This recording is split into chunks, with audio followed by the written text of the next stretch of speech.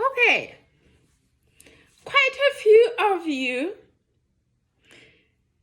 have contacted me and you're interested to know what exactly happened at the College of Western Idaho. I'll skip a lot of other details. I'll be creating other videos, but I'll bring you to the moment that I think is one of the climaxes of what happened there.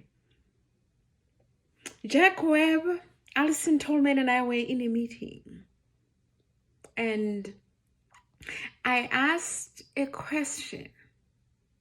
Why was it that my position, my ESL teaching position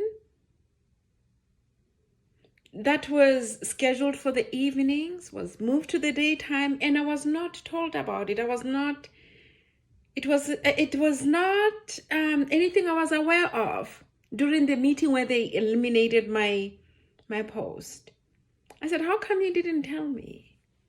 And Jack Webb said, I think the screen went fuzzy for that moment.